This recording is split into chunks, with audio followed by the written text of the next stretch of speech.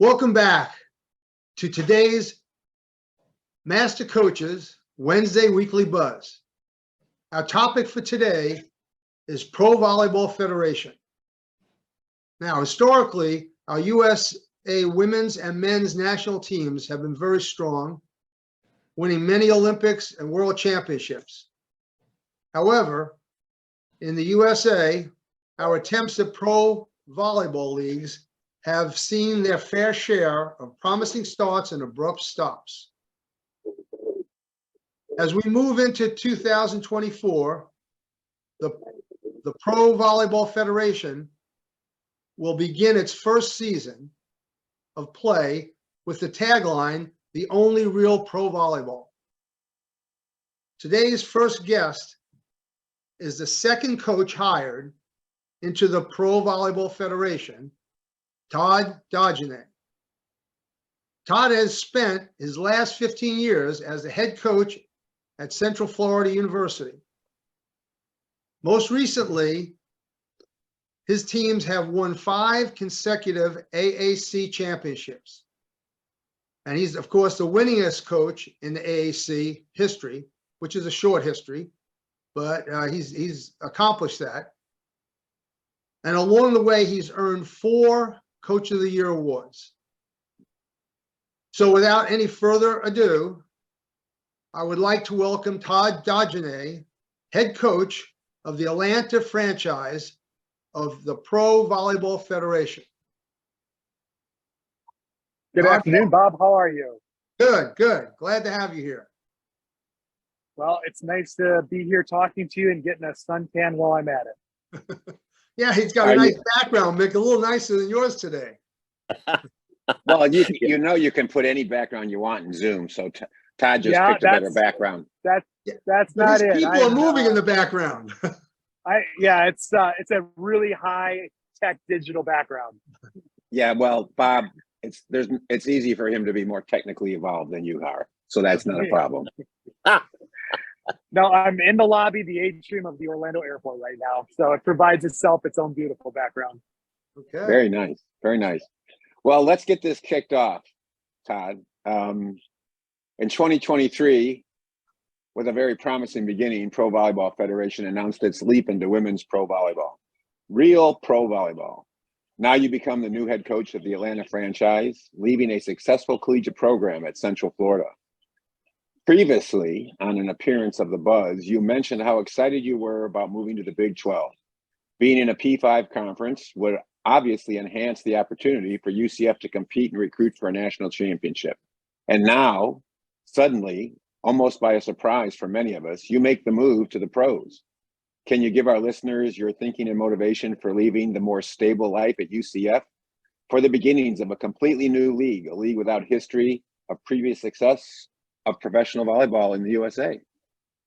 Wow, you start right off with the gotcha question. I thought we'd have a dinner or something first. No small talk. Then you hit me with this stuff. Wow. 20-minute show. We're right into the meat and potatoes. Well, if I waste 18 more minutes, no.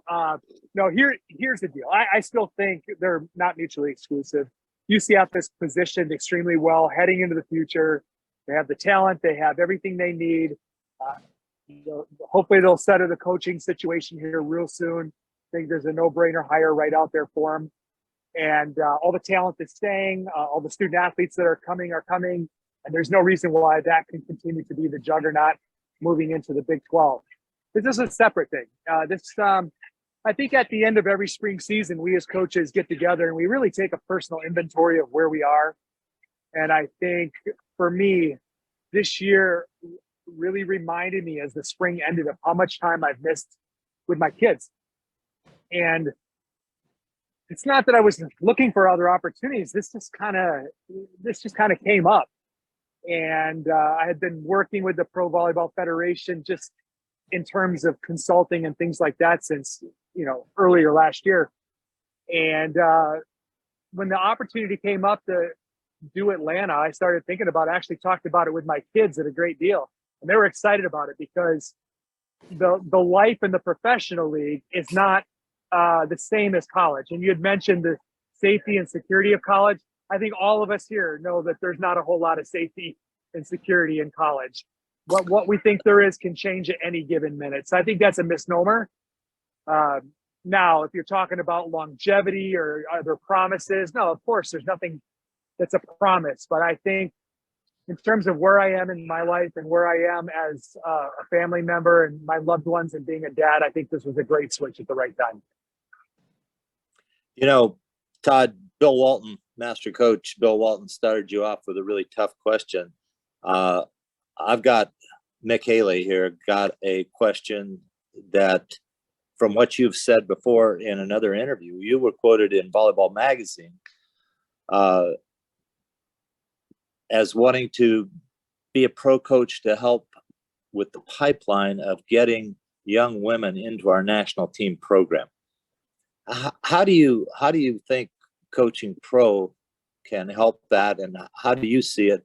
What are your plans to help these young women get into a situation where they can play on our national team?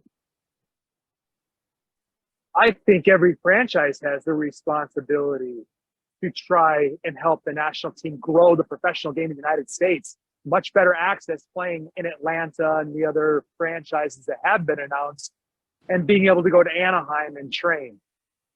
So I think if we can create a situation where we can help the national team out by keeping some of those pros and making it viable and financially sustainable for our athletes to stay in the States versus going and playing some of the second leagues in Europe, I think it only helps U.S. volleyball to keep our best players here during the off season, and then back and forth to Anaheim a lot easier. Have you had a discussion with USA Volleyball on a pipeline from at least your franchise to the national team program?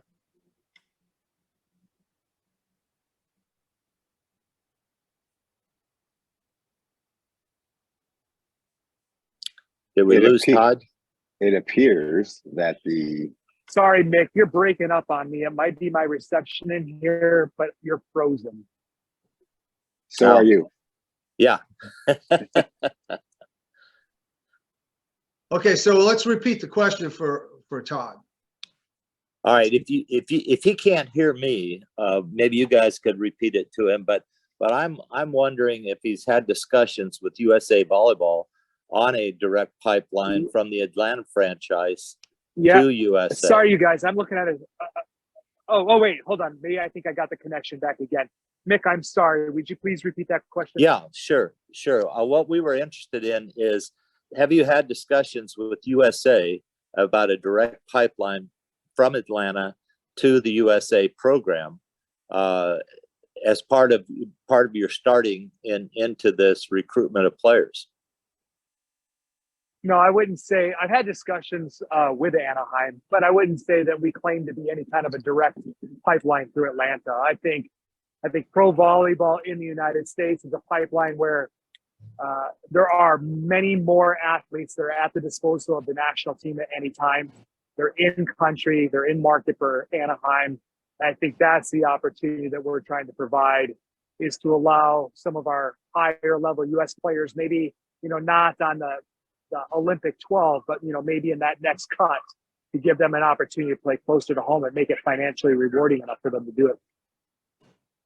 Well, can I add one thing here, Mick? And if I could jump in? Yeah. Do you think that you guys are only going to allow 2 foreign players per team? Do you think that's enough high-level competition for the American players, or are they just playing against the same people they played against in college, and will that somehow limit the development? And they haven't yet said what rules you're using in the pro league. Can you, if you're going to be in the pipeline, don't you have to play FIVB rules? Right. There's a lot of questions that you have there that I may or may not be able to answer. I think the first thing where you said they're just playing against the same teams they played in college, that's not true. Because we're looking at 6 and 7 years of graduates, and we're talking to players that came from the same college program that haven't even met each other except for in a social setting. So we're looking at, 8 or so franchises with 14 players on it. A lot of them have never played against each other. You're going to have some players that are just coming out of college. You're going to have some players that are 29 or 30 years old that may be at the end of their career that are still being a part of it. So I don't know that they're necessarily going to be playing against each other as much as you would think. It's not going to be some collegiate all-star team. Now, in regards to the foreign player, the last I heard is that 2 was going to be the limit for the first year. Is there a possibility that could open up in the future? I think already, having talked to German players, Turkish players, and Italian players, there's certainly an appetite out there to see what happens with this U.S. league, because a lot of them would ultimately like to end up playing in the United States. FIVB rules? Yeah, as far as I know, FIVB rules. The only thing they may take a look at is substitutions and adding maybe a couple more. But it sure sounds to me like it's going to be a six sub, 1 entry, something very similar to that, but maybe 8 sub, 1 entry. I'm not on the rules committee. I don't have to have influence. I don't get to have influence on that. But it sounds like it's going to be very similar to FIVB rules. Your outsides are going to have to play all the way around. Your right side is going to have to play all the way around. Your middles are going to have to serve. So I think we're getting a lot closer to what the international game looks like. And I think that's a game that we all respect and love a lot. Well, the more you keep the rules the same for everyone, the easier it is for spectators to understand it. It's very difficult when every. But here, hey Bob, here's an opportunity for us to educate Americans on international rules, because they never get to go and watch it unless there's a FIVB tournament in the United States that they go to. So we can help educate the fan base as well, as this is how volleyball is played around the world. It's not like club, it's not like college. It's a little bit more restrictive, and it demands a higher level skill set. Maybe it'll inspire our younger players to be more well-rounded, and club coaches to provide well-rounded athletes. Let's hope so. Well, Todd, you've been on the job for a few weeks now, and I can only guess, and all the master coaches feel the same way. You must be incredibly busy at this point. I can only imagine one of your first responsibilities will be to assemble a staff. Now, we know what a college staff looks like, but what will a pro staff look like? Ironically, the first step is not that. The first step is getting out there and start assembling a core of players that you can then build around and build into their strengths and their weaknesses. So really, the last 2 weeks have been spent doing that and trying to get that core players aboard for signing day, and get that taken care of. Then figure out what is going to be your plan over the course of the year, when you're going to train, when you're going to have mini camps, when you're going to have OTAs, when you're going to have tryouts. Once we get that stuff in place, then we're going to move to staffing and try to figure out, who the assistants are. I think for me, and the way it's always been for me, I want people around me who are better than I am at something. So I want somebody who has international game experience. I want somebody who I'm familiar with. And I think I might be able to get both of that in one person. Then you want a director of operations who can coach, but also keep up with the data technology that's going out there that'll be so important to how we train and how we analyze our team. But, that's going to kind of be on the back burner to doing the best to assemble a good core of women that are going to be a part of the team first.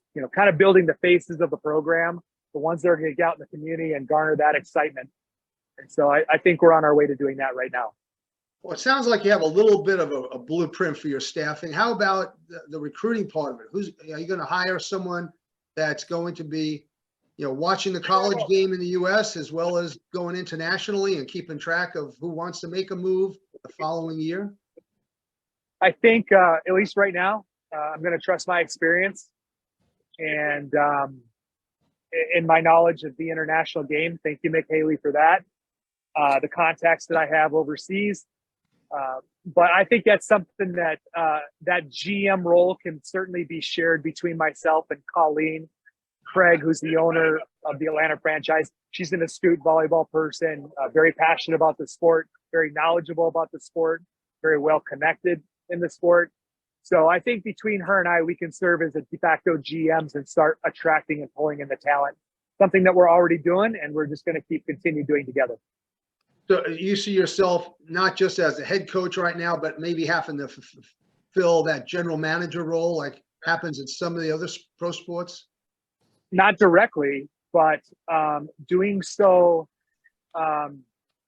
as kind of a pseudo GM. But I think a lot of that's going to fall under the ownership group first. I'm making reach outs. I'm talking to people, but then the ownership. Okay, I think we're starting to lose. He's losing his connection a little bit right now. Did you say Todd's losing it? The profit deal on everybody. I'm losing you. All right, now we got you back in video. We were hearing your voice a little bit. There we go. I can hear you. All right. Well, let's Nick, talk about how you get the players a little bit.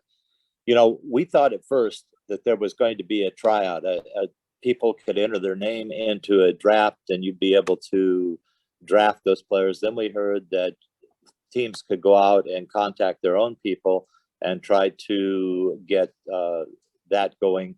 That seems to me to be, could cause a little bit of a tug of war and maybe some real interesting projections on potential amounts of money that people can make. But what about agents? Do you have to deal with agents also in this deal?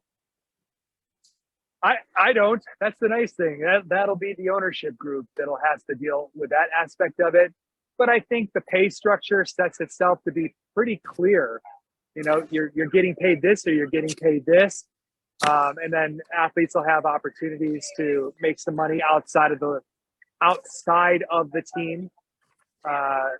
But, you know, you talked about how you're going to go and acquire talent. Everybody who was interested in the league was able to submit their name that they had complete interest in playing in the PVF. And so once that list of names has been released, then it's just kind of a free agent free-for-all to start with. And like I said, I'm trying to get to the point where I've got 6, 7, 8 of those kinds of players. Then there will be a draft in November where you're going to draft, I understand, 5 rounds and bring those players into your gym. You're going to have a roster of about 20 at that point, and then you're going to narrow it down to 14 by the first match. So I think it's actually going to be a lot easier than what people think it is. And what I can tell you is I know there's not a lot of information out there, but I'll tell you, don't mistake that silence for lack of inactivity. There's a lot of things that have been discussed and already put into play. So let me just give you a real person kind of question here, though. You know how it works in college recruiting. You know what NIL offers are like. And all at once you go to a pro league and you say, well, we'll give you $60,000. We can hire 2 players to be here for the whole year and they can earn more. But let's say you really want somebody. Don't you think people are going to be out there just like NIL and trying to get the local car agency to do some individual sponsoring and that sort of thing? This is professional. This is professional volleyball, and they're unrestricted free agents. You know, once they sign, they're committed to you for X amount of time, but after that, they're free agents again. So, no, I think that's going to be the exciting part of this is there will be movement, and you know, you'd like to keep some people around if you can, and you're going to. Sure, the ownership is going to try to do things within the rules to do that. But that's the exciting part of this is it's no different than leagues overseas. Rosters change from year to year, and that's how it is. That's the real life of professional volleyball. Yeah, I wasn't suggesting movement, though. I was suggesting the ability for certain franchises to come up with more money to entice players than what the actual dollar figures are that are out there. In other words, behind the scenes money. Yeah, Mick, I am so sorry. You're breaking. I'm so sorry about this, you guys. I feel like I have good cell phone reception. Yeah, you're frozen again. All right, we only got about a minute left with Todd. So, Bill, why don't you ask the last question, and then we got to bring our next guest. Mick, keep trying. Stay with me here. I'm going to try to move. All right, so Todd, to jump to a slightly different subject, but still kind of along the same thing. We had Jen Spiker on the Buzz earlier in the year, and she said that they said they had, and they have it in their Go ahead, I can hear you. that they were going to have all 8 teams or 10 teams done by February, and everybody would have 12 months to get things done, and May would be the signing period for players. But so far, we only have 4 cities, 2 teams, and 2 coaches, and it's the middle of May. So now instead of 12 months to get ready, you got 9, and you can't actually sign players. You can only get Sorry, I verbal can't hear all commitment. of you. That's correct. You're going to get verbal commitments initially, and that's going to be for a couple of weeks, but there's going to be a signing date here not too long. And when that happens, you'll have them inked to your roster. And are we going to soon have an announcement of who the other 4 cities are?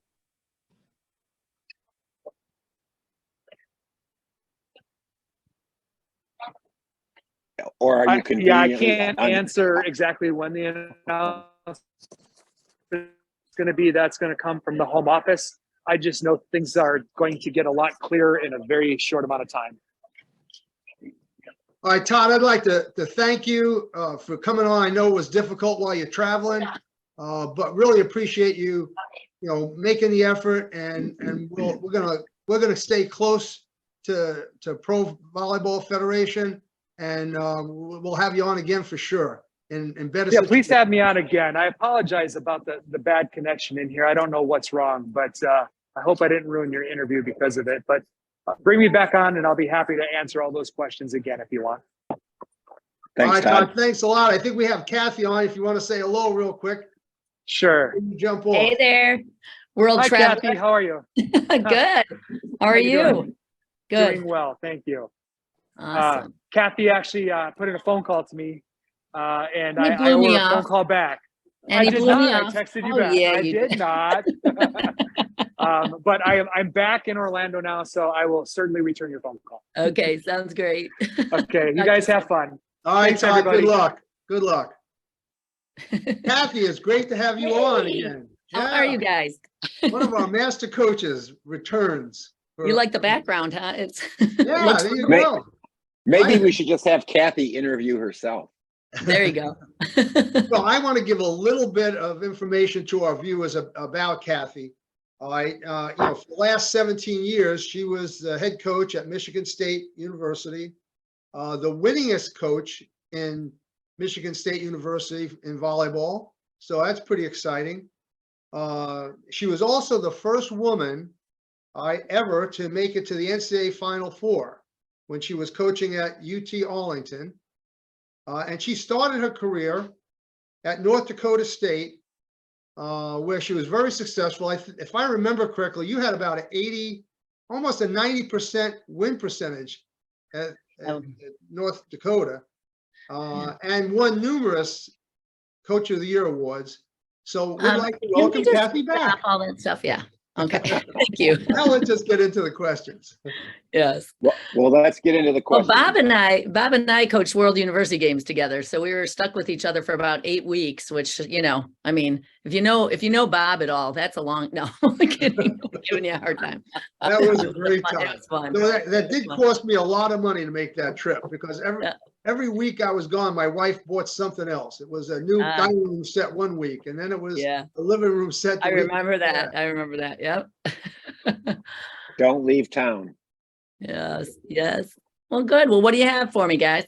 Well, Kathy, you're going to start with me. Okay. You retire from Michigan State. You're living in Michigan. And in Michigan, you were a Chippewa and you were a Bronco. Yes. And so you've been in the state of Michigan for a long time of your college coaching career. And now you take on the Grand Rapids Rise, but I don't even think it's the Grand Rapids Rise. I think it's now the West Michigan Rise. No, I think it's Grand Rapids Rise. It says West Michigan Rise now on your website. And because I think they want to include that whole half side of the state. Yeah. Yeah. So kind of give our listeners an idea of how and why you decided to go into something brand new in the Pro Volleyball Federation and to ruin your comfy, cozy Michigan retirement by jumping back into volleyball and having to probably learn to speak a number of different languages along the way. A lot, absolutely, in a bunch of different time zones. But yeah, no, as you guys know, because we all know this, but my mother had been ill and in hospice for 1 year and 10 months. And, I really wanted to devote my time to her in the last 10 months. And that's when I retired. And now, after she passed, I kind of was, I was kind of starting to get itchy. Of course, my husband was getting itchy to get me out of the house. So, it was, this whole thing came out, and it just came and it started rolling. And the more I talked to the people involved in this, the more excited I got. So I've never been a person who wants to take a job because, just because of all these outside things, money or whatever it is, or prestige or anything. I really wanted to take it because I just really am excited about the opportunities that we're providing for women, what this could look like down the road when I'm in my wheelchair without teeth. All of that. I just want to see this thing get going, and I'm really passionate about it. So I can't do things without passion. And you guys know that about me a little bit. And I wanted it. Once it came through, I was very happy. The more and more I got to know the people here. So I'm really excited about it. It's been great so far, and I look forward to it continuing that in the future. Cathy, this is Mick. Yeah. I've got 3 or 4 questions for you, and I'll let the other interviewers know that I'm going to ask 3 or 4 so that I can get them out here. But when we're college coaches, we get up in the morning, we rush to get everything in place. We head to the office, we've got our to-do list, and the minute we get there, we can't get the to-do list because we're putting out fires. What's your day like now? Give us a normal day trying to do this new franchise thing. Yeah, and I know you guys all know this as a college coach. I think that the season or the year is kind of cut up into sections, right? So you have different times that you're recruiting, you have different times that you're preparing for games and so on and so forth, the summer camps and what have you. But right now we're in the season of really trying to put together a team. So my days have been starting at 6 a.m. Basically, I've been calling every other country and, trying to get those time zones down, trying to get to know players. I study, to see who I want to add to the roster and all of those sorts of things. So from, whatever country you're looking at, there's a lot of different time zones up back there, as you guys know, but 6 o'clock in the morning till, about 9 would be 9 or 10 would be good for those kind of calls. And then you'd get back on the phone calls at about 3. And in between that, working with the people here at the Grand Rapids Rise and working with the DP Fox Sports people, I'm working with them in the day to kind of secure sponsorship, understand the organization, put things in place that way so that we can build a successful franchise as a business and not just the team. So I'm doing both of those things, and I'm really enjoying it. Now, there's not a standard franchise model for the league, as I understand it. Each franchise is building their own model. Are you the head coach, or are you functioning as head coach and general manager? And if not, who handles the general manager responsibilities in your organization now? So I'm doing that, and I'm okay with that because I've actually talked to quite a few people about it. But right now, I feel very comfortable in putting together a roster and finding those players and getting to know who they are. Bill Belichick does that. He likes to be the guy who's is making those decisions. But also I talked to Kirk Cousins, and he's like, Cap, you're really kind of blessed with that whole thing. He said, because, when you don't have control over who's on your roster, that gets a little difficult. Now, I'm saying that with the understanding that this is the league and where it's starting, knowing that there might be changes down the road in future years where maybe that becomes more of an issue and something that we need to identify as a new role or a position for somebody to help manage, contracts and different changes that we'll see in the league. And by all means, when it's that time, I think everybody will address that. So what is your plan for staff? Now, again, in college, we all know we have 3 assistants. We have a director of ops if we're lucky. We have a stats guy if we're lucky. But if we don't, the 3 of you are doing everything. What's it going to look like for you, and what kind of staff are you going to hire? It's funny because, Mick, I was thinking about that, and I'm like, I don't have an NCAA telling me what I have to do. So I was like, this is awesome, So, it's been pretty cool because I I haven't gone in and hired everybody yet, because right now I've just been totally focused on putting the team together. So I've been in that kind of a thing, and I probably won't have people getting started with me for a little while here. So I'm going through a process, and I know that I want to hire 2 people for sure as my 2 top assistants, and that will be for volleyball, just the coaching and the training and that whole thing. I do have, I'm going to put in a technical or a performance analyst type of person who will work with us, not only with whatever we're working with, whether it's Volley Station, Data Volley, and then the volumetrics, and really working on scouting and everything in that capacity, but also somebody that's looking at, how we're training and what's like our load, what are we doing with our load every day in practice and those types of things, and how we're functioning through the season.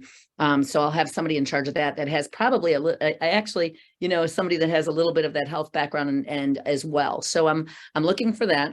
I'm going to need somebody to be a director of ops, something along those lines, to help me with my day-to-day and to help us stay organized and get the travel and everything in play. And the player, just helping the players through all of the logistics that we have to deal with. So I'll definitely have that. Now, in terms of, you've got to go with managers, have to look at strength coaches. We'll hire all those as an organization. That would come with an athletic trainers. So we'll be doing that as the fall, as we get into maybe August or so, and we'll start to start that process. Both you and this will be my last question, but both you and Coach Dagenais have made reference to international phone calls. One would assume that you're going out for international players, but maybe that's not true. Maybe you're making international phone calls to try to recruit the American players playing overseas. You only can have 2 international players, as we understand it, in this first year. So if you have 14 players in your roster, and maybe you're gonna have a tryout group of 20 or so, seems to me like international would be 2 arms at the most, and then you've got to get these American players. There's been a push by another league to try to sign American players, even though they're not going to be playing for a while. Tell us what's going on? Why the international emphasis, and will there be a strong U.S. emphasis? Oh, it's a strong U.S. emphasis. The reality is that we have over 350 athletes playing overseas, and, so they were playing in the leagues, and the players that we've been talking to, and there's, recently been a list provided that have a lot of names, and there's a lot of great players on that. But I was kind of like being the private eye, trying to figure out where they all were, because I was there before the list. So I was like, trying to follow all these people and who do I know here and there. And so I was like, just putting it all together and trying to get in contact with people. And so it was, obviously there was a ton of US players. I have talked to a few international players, but the emphasis, will be, that our rosters will be filled with 12 at least US players. So. Well, Cathy, to follow up on Mick's question, the European leagues and the Puerto Rican league, some of them have ended, and some of them are ending in the next few days. And the Europeans, there's announcements every day about American players that are playing foreign, switching teams and re-signing and et cetera, because you guys can't sign yet. Do you think you're going to end up not being able to get the kind of team you had hoped for when you first signed on, with the idea that you could start signing players May 1st? Honestly, I've been very pleased with the level of play of the players that we're seeing on these lists, and the excitement that we're getting from all these players. So I think that there's a very healthy list of players. And what does that look like? We're also going to add from the draft, right? So there's going to be people that you can pull out of whatever you come up short with as well. You're going to have some players you're drafting, and that looks like it'll happen in probably December. And so, and again, I don't have all the details, so don't ask me, Mick. I can see your brain already thinking, but I do not have all the answers for that. But anyway, but realistically, we'll have places for them as well. So I think that the list that we were provided should really be really a great start for everybody, to keep it very competitive. And that's the goal. Like, I want it to be competitive. I don't want this, to not be a competitive league. I want it to be everything. It's a great starting point. I want to see it be everything that we can build on from here on out. So Cathy, Bill just mentioned about deadline. The deadline for announcing the cities Mhm, that will be making up the league has passed. mhm. Right? It would seem that the Pro Volleyball Federation is having some difficulties. Is contracting with the facilities that meet the guidelines that the league wants the main impediment for announcing cities? I can't really say for sure, Bob. And what really, I think there's a lot that goes into signing a franchise. And what's going on behind the scenes, there's a lot of cities that they're actually considering. A lot of people have thrown their name into the hat. And so that's been kind of exciting. Which ones they'll be, I don't know. I'm not in those, closed door rooms, whatever, but I am very impressed with where we're going, and have been, know that there's a lot of people that are interested. So I know you're searching for that answer and I can't give it to you. It's going to be something that, I know that the league will want to announce when they're ready to announce it. So I certainly will not steal the thunder. It seems likely that Midwestern cities are the focus for Pro Federation sites. Would you agree with that? Is that accurate? No, I think there's cities from all over that have really been able to say, hey, we have interest in it. Now, whether they pull it all the way through or not, I don't know that, but there's been a nice representation throughout the country. Do they have their sites on any of the cities on either of the coasts? Are so funny. You know what? Hey, Cathy, you are really these questions. You are so good. I know you've been stuck me with these questions. I told them I wanted to throw some softballs, and they gave like me a sniper. Like a sniper, he's coming through and trying to get everything. You know what? I just let's just put it this way. I think that this year, what comes out this year, whatever doesn't come out this year will come out in the future year. And I just think there's a lot of people showing a lot of interest. I would say, the East Coast hasn't shown as much interest. Let's put it that way. So there you are over by your Temple world, and where you Let me jump on Bob's question here for a second and put my Sherlock Holmes hat on. Originally, you were Grand Rapids, but then when they announced the rise, they said West Michigan. I think that implies there's going to be an East Michigan franchise. You guys are very good at this, like Captain Cousteau or whatever. But you know what? I don't know if you know this, but in Michigan, this is always called West Michigan. Mick, you should know this, right? I mean, this has always been the West Michigan. They always, and it wasn't with reference to, there's going to be another thing in Detroit. I mean, that's yet to be seen, but yes. But we have two football teams, the Lions and the Michigan Panthers, and they don't call themselves the East Michigan Panthers. And so it does add to a discussion. Why wouldn't you want to be the Michigan Rise and draw from the whole state? Well, good point. But so that's I think where the that thing that happened came from. Is before the name, and this is what I really think it was, before the name was, before we had the big event to make, make the team name contest, we were called, in the meantime, West Michigan Pro Volleyball. So that was kind of the name of the team at that time. And I think that's what happened, is maybe in the transferring of it. I don't think that was by intention, to do that, or to exclude, or to become just a portion of something. We definitely want to engage all of Michigan and do our best to bring it all together.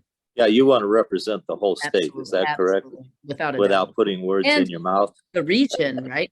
Well, you did a good job of it, but we want to do the whole region too. We're so close to Indiana and into also Illinois. And if we jump across Lake Michigan, we can even get to Wisconsin. But you could get some of those Buckeyes too down there in the corner by Toledo. Yeah, we surely can. So we will do our best to get everyone. Yeah, so let's go back though. Jen Spiker had told us in a previous interview that he wanted to have all of this done, as our other interviews have said, end of March, then end of April. Now we're in May. And I've talked to the agents. I was recently in Italy and some other countries in Europe. And in talking with the agents over there, they are frantically trying to get these players to sign. It seems like the league's missed an opportunity here to hold some of these players, because these agents are afraid they're going to lose their payday Right. and they don't want to do that. So where are we with that? Well, I've really, as I've talked to a lot of players, most of them have said to their agents, hey, listen, I'm looking at this opportunity here and I'm going to hold out there for that. So a lot of them have put their name into it. There's, like I said, a very strong grouping. And so some of them have decided to go ahead. But there's a great deal of interest from high level players. And so I am really pretty impressed with the list that has been provided. Are you impressed with The the level of agents? play. Have you been working directly with the players, or will you do like I tried to do with the national team and just kind of eliminate agents because they just bog things down? Yeah, I've only been talking to players, so I haven't had anything with agents. So I don't know what your experience was like, but mine, I just haven't. I've been able to deal directly with the players at this point. Didn't you say, And you know what? Cathy, The isn't agents there- may come in at some point. I mean, it may be when you start to change the way this is down the road. Who knows? This is the first year. So things will grow, develop, and we'll see if agents play a part in this. just to inform the viewers, Mick and Cathy, since you both have some international experience, in the US, the players pay the agents to represent them. Is it the same way in Europe? No, the teams actually pay the agents in Europe, but in like the pro organizations here in the state, it is the players pay the agents. So you potentially can get a player over here, and then the agent's job is pretty much finished at that point, because otherwise he wouldn't get, you guys aren't going to pay the agents and the players aren't paying the agents. So agents get, so for the agents, it would be motivating for them to convince them to sign a European contract and not an American contract. So if that's what I was You getting would to. think, yeah, right. for sure. So essentially the agents are working against you, trying to get the good players from America to sign because it affects their payday. Because if they come back, they lose their payday. Yeah. And I gotta, as this goes on, right now, there's a salary that's kind of the same. There's less to deal with in that way. But over time, as you start to see that change and maybe there's more to dicker with, you could see that happening down the road somewhere. So Cathy, Bill has another question. And that's my opinion. That's not the league's, by the way. That's my opinion. Let me say that. We have another question that we have talked about already that Bill needs to ask us. It may be informative for you and the league, because of course we sit around just talking volleyball all the time, and we come up with grandiose ideas. So Bill, why don't you go ahead and ask her, about the well, Jen Spiker. Yeah, when Jen Spiker was on, she gave us a timetable of what your season was going to look like. Start playing in February, playoffs in May, championships in June. But the FIVB has a rule that pro competition cannot go on between May 15th and October 15th. And if you play after May 15th, you've got to have the permission of the FIVB, because they want all players released back to their national teams by that time. And so my question is, has the league changed their playoff schedule, or have they gotten FIVB permission to play into June?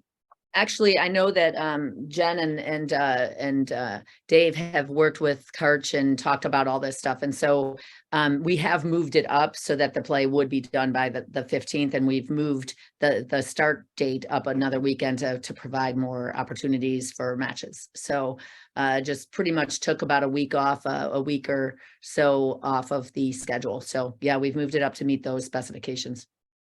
Does that mean though that you have to practice in the fall? No, we're going to be starting up right away in January 1 or so. It's going to be practice, and we'll have to get them moved in before that. So I can imagine that we'll want to have all that happen. Well, if you say they're going to start in January 1 and you're going to have a draft, so you're going to have to ask college players who wants to be in the draft. You have to be here January 1st. So players would have to say that they will or not be in the draft this year, correct? I would think so, but like I said earlier, I really haven't been informed totally about how that whole draft thing is going to go yet. But I've just been trying to secure players and doing that. But I will keep you informed on that, though. I will tell you as soon as I know. Well, Cathy, Todd said one interesting thing that we didn't get to ask him because he had a bad connection. But that's a little fishy to me also. All of a sudden, a bad connection. Yeah, convenient. Got bad every time we ask him a tough question. Yeah. So he said 5 rounds for the college kids, and he was going to bring in 20 players on January 1st, and then cut the list down to 14.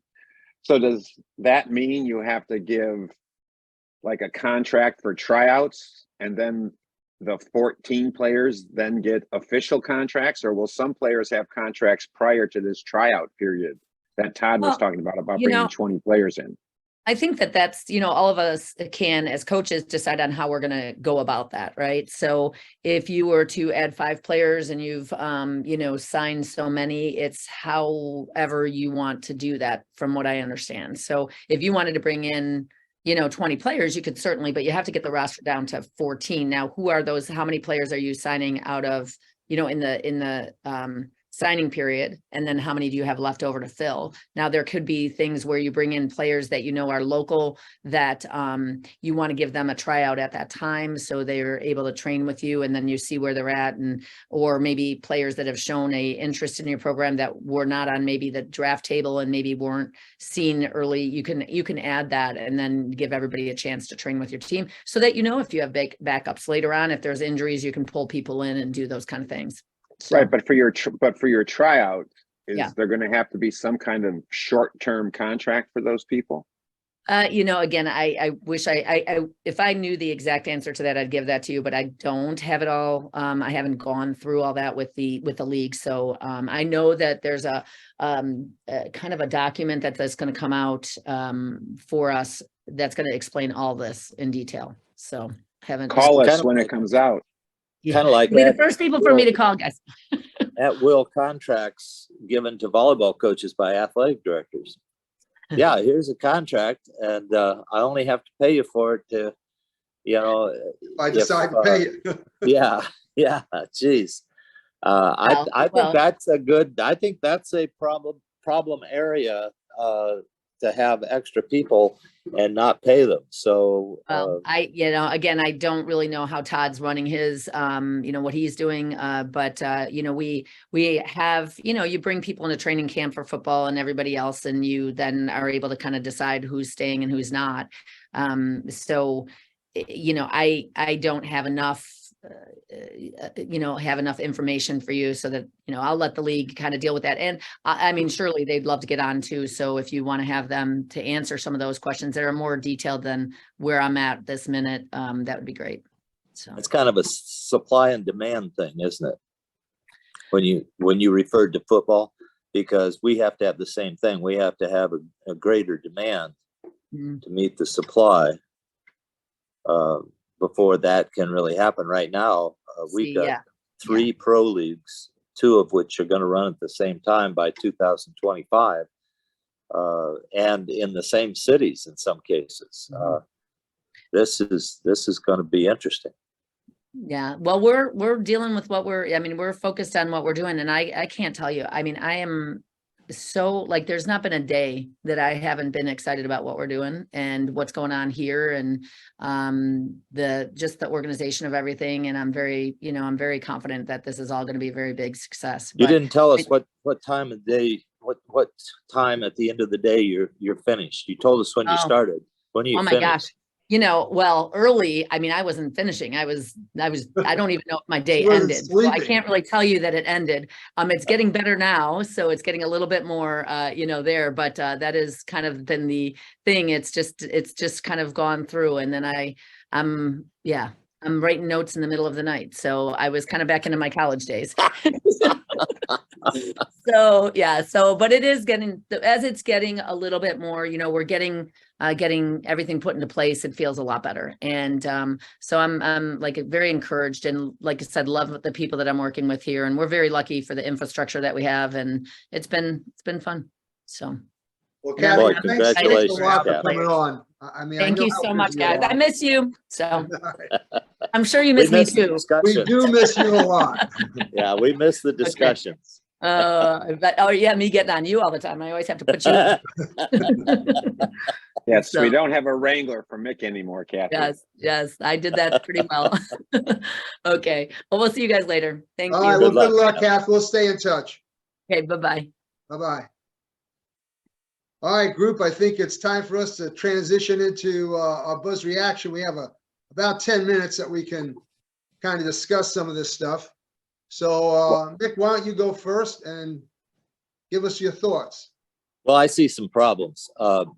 As much as I love the coaches' attitudes and their aggressive attacking the situation, and I do think there are a group of players that would like to stay in the United States, and if they can make $60,000 in 6 months, that would work pretty good. I think that all is fine, but I see them running into time problems here for the first year. I don't know where that puts them relative to LOVB, but I would be concerned that the other franchises have not been identified. And I think the reason they haven't been identified, or one of the reasons that they might not have been identified, is that they are requiring the franchises have quality playing facilities when they announce the franchise. They don't want them playing in high school gyms or small bleacher kinds of venues. They want venues where people know that quality events happen. And so those are the things that bother me a little bit. And I think these two coaches are way ahead of the game from these other franchises. I don't know how the other guys catch up. If these two are actually out there doing the job right now, they've got a great advantage. Yeah, it sounds like Cathy's got some players lined up already that have expressed interest, and Todd, I think, is jumped on it right away. And I think you're right. You know, these other franchises are going to have a little bit more difficulty getting quality players. Well, I think what's going to happen is if they both seem to know something about who might be the other four cities, and they're not allowed to say anything. But once they announce those four cities, there's going to have to be, it's almost May 15th. So they're going to have to give those cities time to hire a coach. And then they're going to say in 10 days, the gun goes off, sign players. And even though Cathy thinks she has commitments, if there's a more attractive city for some of the 6 players she thinks she has commitments from, they'll uncommit to her and commit to that city. So let me give you an example of that. When I was national team coach, I would get American players have a big tryout, 80 kids tried out. I would pick a good number, 24, whittle it down to 14 or 15. We'd start training. Agents would start contacting these players on the side, and we thought we had commitments from these 14 or 15 until the agents used the fact that they had made the U.S. national team as bargaining chips to use overseas for the leagues.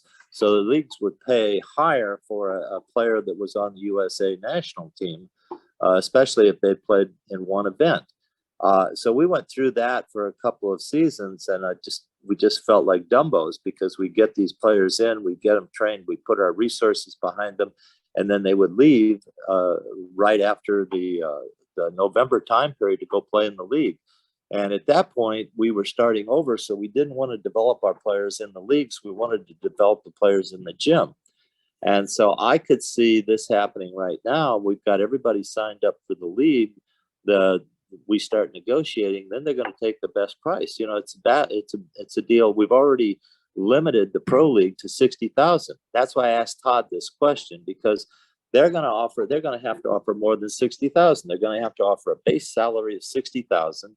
And then if somebody's got an $80,000 or $250,000 offer in Europe, they're going to have to figure out a way to come up with what I would call NIL money or local money outside of the realm of the club to pay them. Now, the club can't go out and do this, or we have wholesale spending, and that's why they have a cap in most major league sports of how much you can spend and a penalty for spending over that. So how is this all going to work? And that's the question I throw out. I haven't heard how they're going to control this yet. Well, and I agree that what will happen is, first, the best setter that's on that 350 list is going to get 8 phone calls. And And some cities are going to offer car, apartment, and 60,000 and health insurance And free food. and free food. And all their players are going to get that on this team. And they're going to tell them that the car dealer providing you the car is going to provide you some opportunities for NIL, and if you want, and someone else isn't going to have that deal. And so the 8 coaches, when they say there's going to be a wild free agency period, there's going to be whatever the length of their signing period is from the time they say go to the signing. It's going to be crazy, because, and then you're going to hear coaches saying, how come the Atlanta franchise is offering stuff we can't offer? And the salaries are supposed to be the same, but medical insurance coverage in the US has to be paid for. Unlike in Europe, where if you're working there, your medical coverage is automatically paid for. So, I mean, it could come down, if I'm a smart player, I'm going to be like, what's my medical if I'm at your place? Am I covered, fully covered, with no deductible while I'm there? And so there's a number of things. I'll take another tact on it, Bill. I think it might go a little differently than you guys are concerned about right now for the first year. You know, I think you're going to lose some of those top players, and this league's just going to help them get a better contract overseas for another year. All right, but then you're going to get to a certain point where you got still, out of those 350 athletes, you're still going to have some top athletes that are willing to come for that 60,000. All right, and you know, and they'll get these other perks on the side, just like different college programs, different coaches get different perks, you know, country club membership or a car or whatever. And that'll play out for the first year. And then I think the league will start to move into having agents and having different salaries. And well, Bob, I'm not disagreeing with what you're saying. What I'm saying is that if there's 100 players who are willing to come and play in the league that have given verbal commitments, well, there's 10 players, let's say, that have given verbal commitments to Cathy, and 8 players that have given verbal commitments to Bob. But in a couple of weeks, there's going to be 6 more coaches calling those same 14 people. So right, they may not get the people that they think they're getting because some other club is in a more glamorous location with a better deal. See, I think this is an absolute win-win for the players. They can negotiate between Europe and this league, and then next year they come back and they say, okay, now I'm going to negotiate between both leagues in the United States. Plus, I could play in the fall league possibly if I'm good enough and make money there with Athletes United. Or I could play in the fall league and then go to Europe if they'll not require that I be there in the fall and only come in January. So right now, the players have the ability to do all this negotiating. And I say, are the players capable of doing this negotiating, or are they going to sign with agents who are going to really expose the weaknesses here if these leagues haven't thought their way through this? Because they're going to get held up is what's going to happen. And that's what I see anyway. well, I think, you know, with the last couple of minutes we have left, I think it'd be real interesting for our next week's show. We'll give an open invitation right now on the air to Love Volleyball. League One. League One, to have them, you know, be our guests next week and get their thoughts on this. I think that's something I think would be very interesting for our viewers. Be nice to know what athletes they've already signed also, because to understand that, you know, people like Kelsey Robinson and people like that have already signed contracts with League One. It's been out there in the media anyway. Right. And it looks like League One's not going to go with the franchise model. It looks like they're going to go with all the players work for the league and then they distribute the leagues to different cities to play. It would appear. I mean, we don't know. So that would be more like, you know, the soccer model, that's the pro soccer model that's going around now. It's also I think it's the arena football model too. Yeah. Well, all of that stuff can get blown up in the courts, so hang on to your hat.